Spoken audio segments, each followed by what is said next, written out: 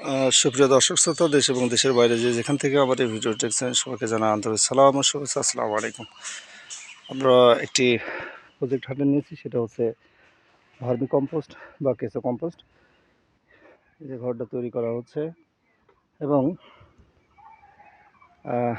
চারদিকে যে গর্ত করা হচ্ছে, গর্ত যেখানে পানি আবদ্ধ অবস্থা থাকবে, যথাযথ সময়ে আপনার পিঁপড়া বা অন্যান্য ক্ষতিকর কিছুকে যাতে ক্ষতি না করতে পারে, এই জন্য আমরা চারিদিকে যে গর্ত দিয়ে করে দিচ্ছি এবং এই পাশে রিং বা স্ল্যাব থাকবে, ঠিক এই পাশেও রিং স্ল্যাব থাকবে এবং এই চালটার উপরে আমরা ছেড়ে দিব আর কি।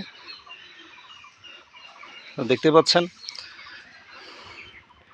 এখানে একটা কেঁচো কম্পোস্টের প্রজেক্ট তৈরি করা হচ্ছে আর কি।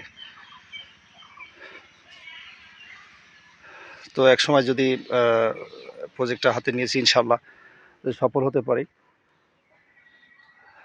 তো এটা কৃষি এবং কৃষকের ভাগ্য উন্নয়নে কাজ করবে। কেঁচো কম্পোস্ট আপনারা জানেন যে এটা জৈব ঘাটতি পূরণ করে, জৈব সারের ঘাটতি পূরণ করে। তো এটা জৈব সার যদি জমিতে প্রয়োগ করা হয় তাহলে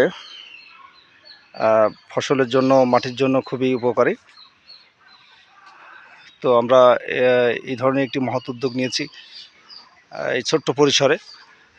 ইনশাল্লাহ আগামীতে অনেক বড় করার চিন্তা ভাবনা আছে। তো ছোট পর্যায়ে আগে ছোট থেকেই শুরু করি। যারা এই ভিডিওটা দেখছেন সবাই একটু দোয়া করবেন জানে আমি এই প্রজেক্টটা সফল হতে পারি। আপনাদের দোয়া এবং ভালোবাসায় এগিয়ে যেতে পারি। আর কারো যদি কোনো পরামর্শ থাকে এই কেঁচো কম্পোস্ট সম্পর্কে, অবশ্যই আমাদের একটু মাধ্যমে যেতে পারেন আপনার সুন্দর পরামর্শ। আমরা এখনই শুরু করি এই প্রথম ভিডিও। পরবর্তীতে বিভিন্ন প্রসেসে আমরা যখন আগাবো তখন আপনাদেরকে ভিডিওর মাধ্যমে দেখিয়ে দিব। এই যে নালা করছে চারিদিকে, নালা করার উদ্দেশ্য হচ্ছে যে এখানে পানি আবদ্ধ থাকবে যাতে